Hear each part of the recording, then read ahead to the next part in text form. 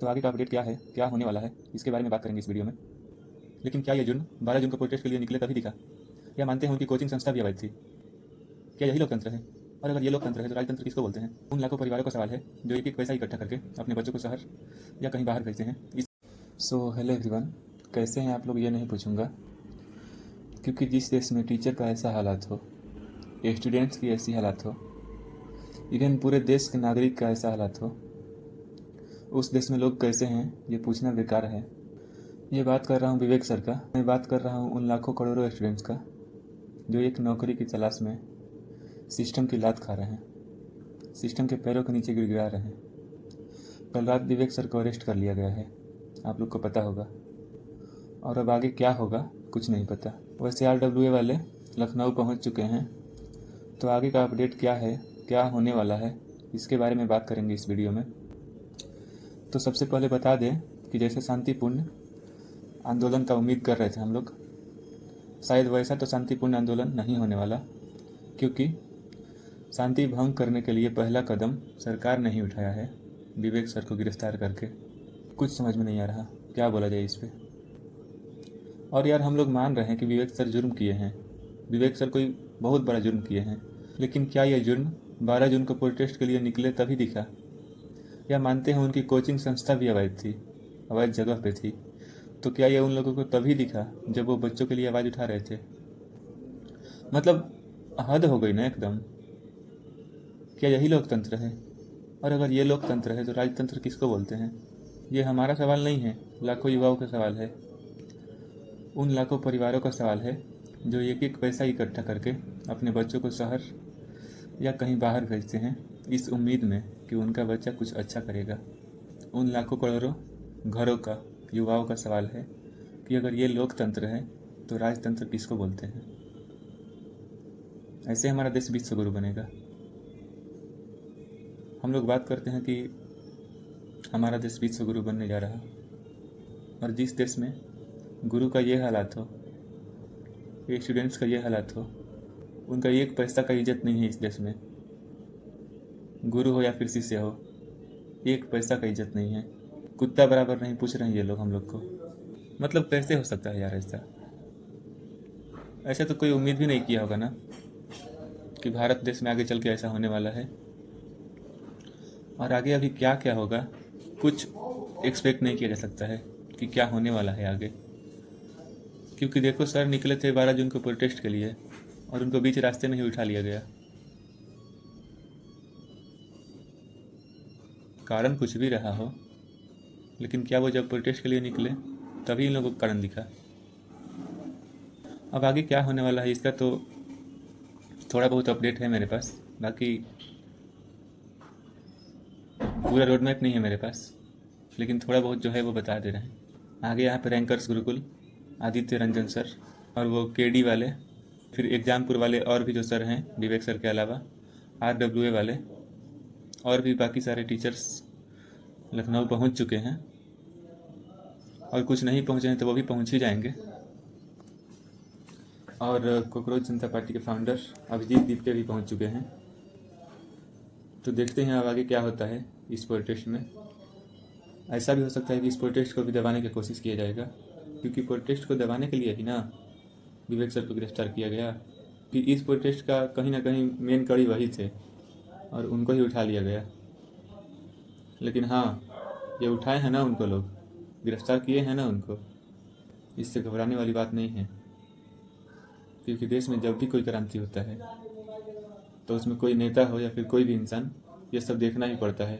Example में जयप्रकाश नारायण का देख लो, बिहार से निकले थे, पूरा कांग्रेस को हिला के रख दिए थे। या फिर वैसे बहुत सारे क्रांतिकारी हुए जो सिस्टम को हिला के रख दिए थे, तो क्या उन लोगों में से कोई गिरफ्तार नहीं हुआ है?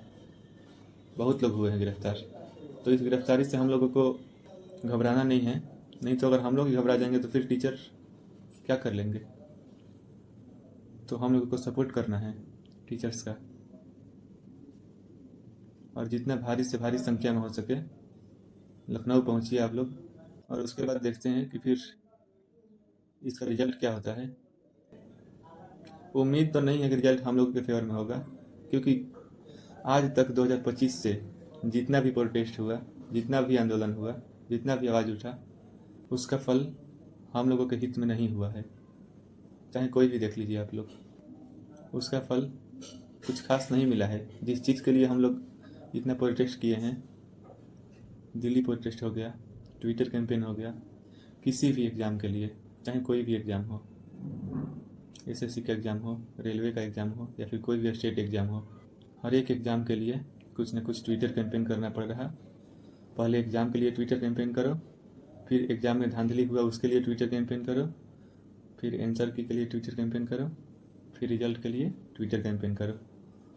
मतलब हर एक चीज़ के लिए ट्विटर कैंपेन आजकल एक आम बात बन गया है। इन लोगों को शर्म आना चाहिए कि जिस देश को विश्व गुरु बनाने की बात कर रहे हैं ये लोग, उस देश में अपना हक मानने के लिए डेली कोई ना कोई ट्विटर कैंपेन या फिर कोई ना कोई प्रोटेस्ट हो रहा। देखिए, इस पे तो ज़्यादा हम भी कुछ नहीं बोल सकते हैं, क्योंकि मैं निशब्द हूँ यार, और मैं ही क्या, कोई भी कुछ नहीं बोल सकता इस पे। जिस सिस्टम में जी रहे हैं हम लोग ना, उस सिस्टम में किसी को कुछ नहीं समझ में आ रहा।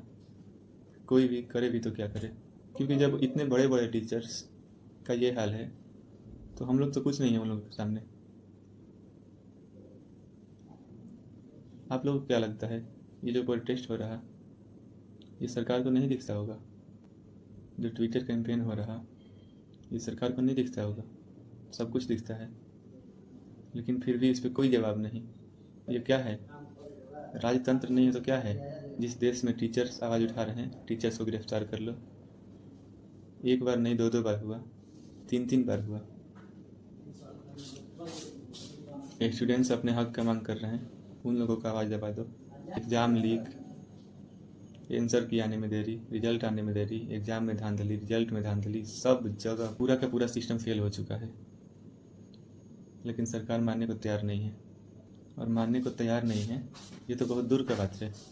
इस खराब सिस्टम को सुधारने के लिए कोई एक कदम भी उठाया हो सरकार, तो ना हम लोग माने कि हाँ, सरकार अपना गलती मान रही है। लेकिन कोई भी रिस्पॉन्स नहीं। तुम लोग चिल्लाते रहो, आंदोलन करते रहो, इधर उधर ट्विटर कैंपेन, ये वो फलान ठिकान सब करते रहो, लेकिन हमको तो कुछ मतलब नहीं है, क्योंकि हमको बनाना है इस देश को विश्व गुरु। मतलब ऐसा नहीं लग रहा कि जैसे सरकार ये बोल रही हो कि हाँ ठीक है, तुम लोग अपना देखो, हम अपना देख रहे हैं। थोड़ा अजीब नहीं लग रहा देख के? इधर स्टूडेंट्स, टीचर्स सब मिल के कुछ अलग कर रहे हैं, किसी चीज़ के लिए आवाज़ उठा रहे हैं, और उधर सरकार अपना कुछ अलग कर रही है। मतलब ऐसा लग रहा कि उन लोगों को कुछ दिख ही नहीं रहा, क्या हो रहा देश में, क्या नहीं हो रहा, क्या चाहिए इन लोगों को, क्या नहीं चाहिए, कुछ नहीं दिख रहा। सच पूछो तो जो नेपाल में हुआ था ना, अब भी समझ में आ रहा कि वो क्यों हुआ होगा। कि मान लो कोई भी नागरिक या फिर कोई भी देश इतना परेशान होने के बाद, इतना तंग होने के बाद, उसके पास आखिरी ऑप्शन क्या बचेगा? एक बार सोचो आप लोग, आखिरी ऑप्शन क्या बचेगा उसके पास? चलिए, ज़्यादा इस पर हम भी कुछ नहीं बोलेंगे, समझ में नहीं आ रहा कुछ, क्या बोले क्या नहीं बोले। आगे आप लोग अपना राय दीजिएगा कमेंट में, और ऐसे ही छोटा मोटा प्रयास कीजिए आप लोग भी, ताकि कैसे भी हम लोगों का आवाज़